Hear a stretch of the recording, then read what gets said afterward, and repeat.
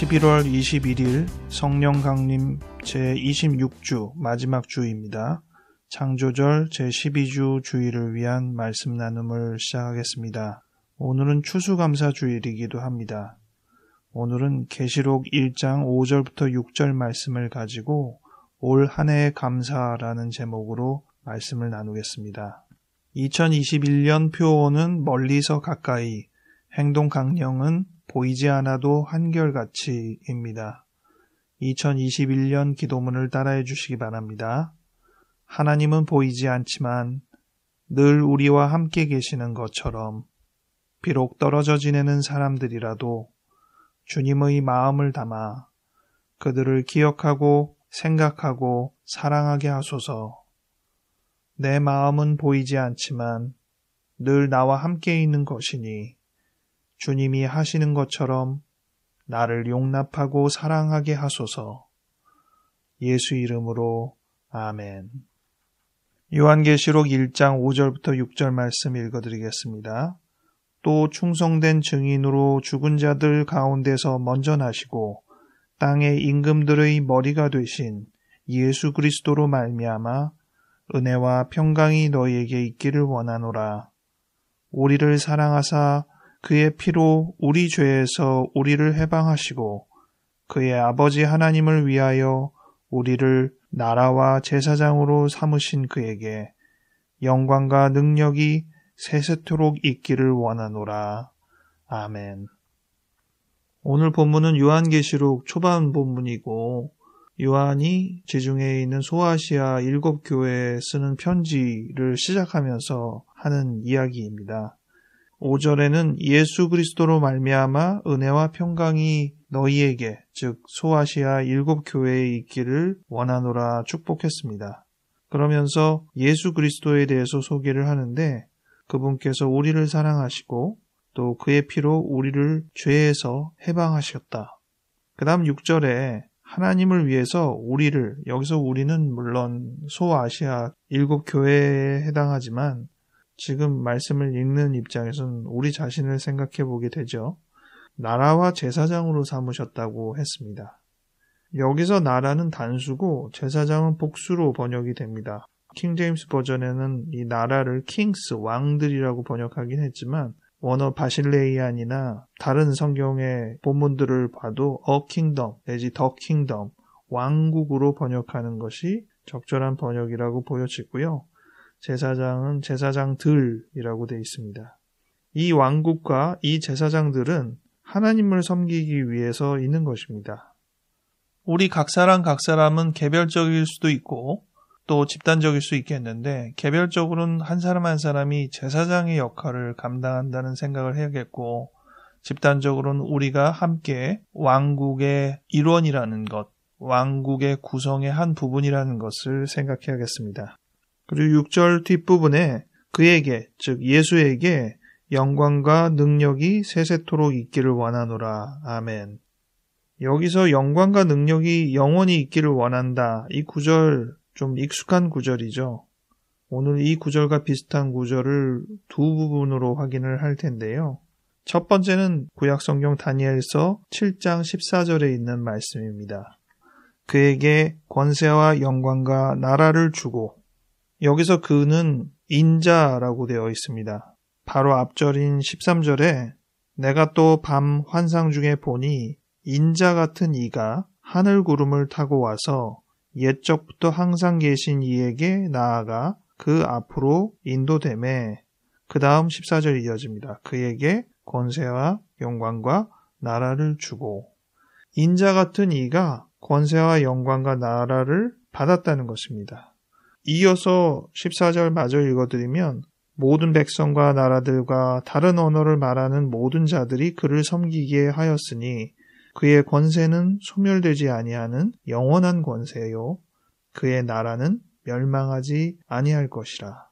이 뒤에도 권세와 나라가 언급되어 있는데 앞부분에는 영광까지 해서 권세와 영광과 나라, 이 세 가지가 언급되어 있습니다. 어디서 이 내용들, 요한계시록이나 다니엘서 이 내용들이 들어봄직한 익숙한 부분이라고 생각하시나요? 저는 대표적으로 주기도문이라고 생각합니다. 마태복음 6장 13절 읽어드리겠습니다. 주기도문의 뒷부분이죠. 우리를 시험에 들게 하지 마시옵고 다만 악에서 구하시옵소서. 나라와 권세와 영광이 아버지께 영원히 있사옵나이다. 아멘. 요 뒷부분, 나라와 권세와 영광이 아버지께 영원히 있사옵나이다. 이 부분이 계시록과 다니엘서의 본문과 흡사합니다. 다니엘서가 더 흡사하죠. 세 가지가 다 나왔으니까요. 계시록에서는 세 가지가 다 나오긴 했는데 한꺼번에 나오지는 않습니다. 권세와 영광 두 부분은 영원하다는 내용이 뒷부분에 같이 나옵니다. 근데 권세라고 번역하지는 않고 영광과 능력이라고 번역되어 있습니다. 헬라어까지 동일한지는 확인을 못했는데 킹제임스 버전에는 도미니온이라는 단어로 두 부분이 단어가 일치합니다. 나라 부분은 방금 우리가 살펴봤는데 우리 한 사람 한 사람들을 물론 당시에는 소아시아 교회를 의미하는 거였지만 나라와 제사장으로 부르셨다. 이렇게 이야기하면서 나라 단어가 들어갑니다. 그런데 독특한 것은 계시록에 있는 말씀이나 다니엘서에 있는 말씀은 나라와 권세와 영광이 예수 그리스도에게 놓여진다는 것으로 설명하고 있습니다. 반면 주기도문은 나라와 권세와 영광이 아버지께 영원히 있다고 하므로 예수 그리스도께서 자기에게 부여된 권한을 다시 하나님께 올려드리는 방식처럼 묘사가 되어 있습니다. 서로 좀 다른 얘기를 하는 것이 아니냐라고 생각할 수도 있지만 사실 같은 얘기죠. 우리 모든 인간들은 다 이 나라와 권세와 영광의 영원함을 예수 그리스도에게 돌리는 게 마땅하고 또 예수 그리스도께서는 그래 내가 나라와 권세와 영광을 영원히 소유하고 있는 사람이다 이렇게 말하는 것이 아니라 그것을 또 아버지 하나님께 올려드림으로 결과적으로 하나님 아버지께서 이 세상의 모든 권세를 지니시고 우리와 함께 거하신다는 결론이 이어지는 셈입니다. 오늘은 말씀 나눔에 대해서 많이 시간을 할애하려고 하지는 않았습니다. 추수감사주일이긴 한데 절기상으로는 미국 절기니까 우리나라와 크게 의미가 있지는 않고 그래도 이번에는 성령 강림주일의 마지막 주일이 되었습니다. 다음 주부터는 예수님께서 이 땅에 오심을 기억하는 강림절 또는 대림절이라고 부르는 새로운 주간을 맞이하기 때문에 이 성령 강림절을 마무리하면서 감사주일의 의미를 되새기는 것이 적절하게 잘 맞아떨어진다고 생각했습니다. 한 해를 한번 되돌아보게 되더라고요. 지난주에는 수능이 있었잖아요. 저희 아이도 이번에 시험을 봤는데 시험을 망쳤다고 생각해서 굉장히 슬퍼하고 있습니다. 알아보니까 시험 난이도가 조금 높아서 대부분의 학생들이 기대하는 성적을 제대로 못 받은 것 같아요. 그래서 다들 당황해하고 불안해하고 있는 상황인데 그런데 이렇게 망쳤다고 생각할 때 감사할 수 있을까? 이 생각을 하면서 오늘 말씀과 함께 오늘 주제를 생각했습니다. 그리고 한 해를 전체적으로 돌아볼 때 나는 어떤 부분에 대해서 감사를 해야 하나? 이 점에서 가장 첫 번째 떠오르는 것은 역시 우리 아이가 시험 본 것에 대해서 생각하게 되더라고요. 고3의 시기를 쭉 보내고 마무리로 수능을 치르게 되는 이 과정을 주님께서 인도하여 주신 것으로 인하여서 감사하게 되더라고요. 물론 만족도는 좀 다르겠죠.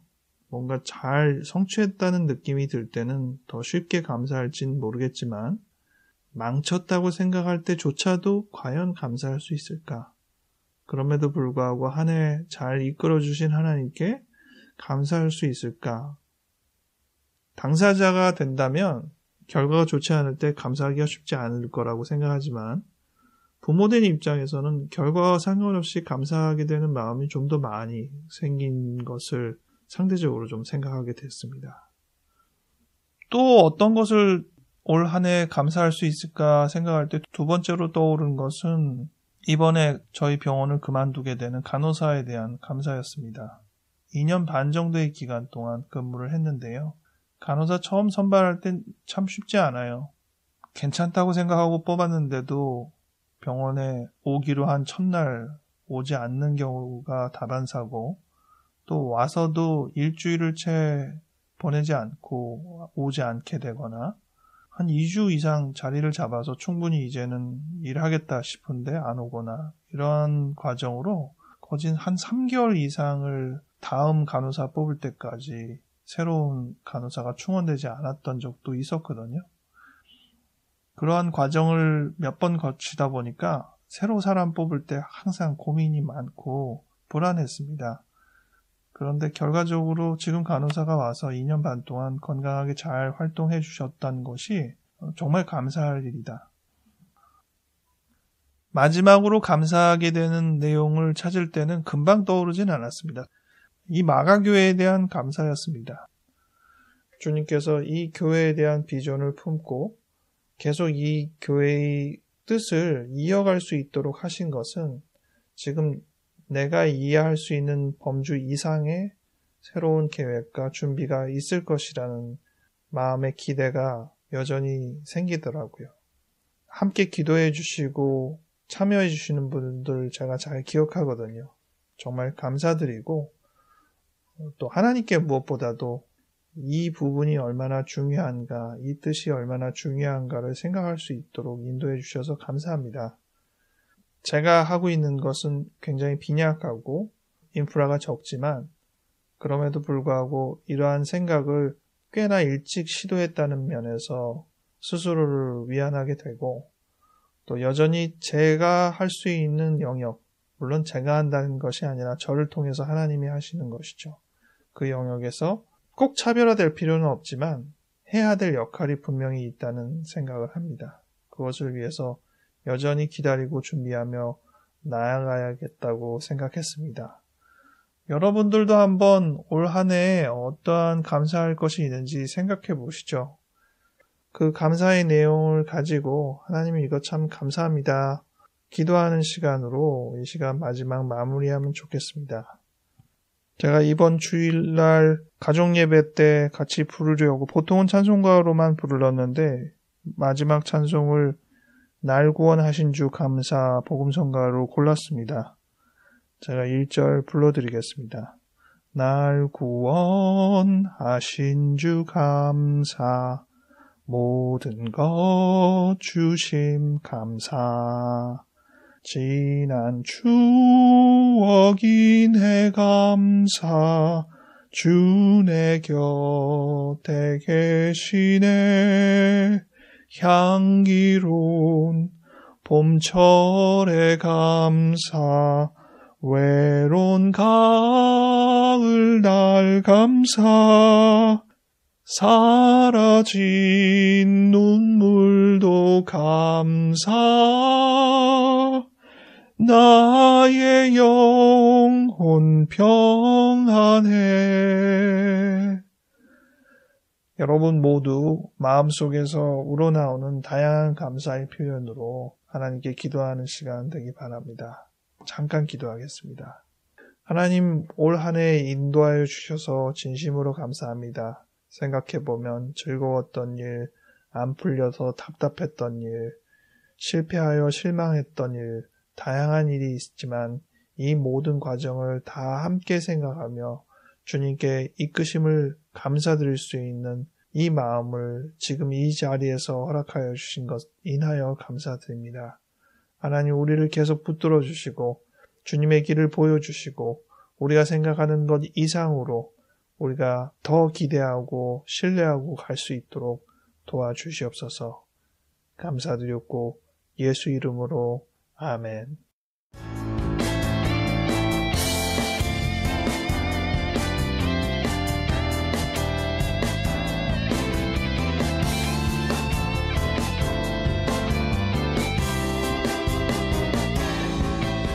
매사 기다림의 연속이긴 하지만 이제 본격적인 기다림의 강림절을 보내겠습니다.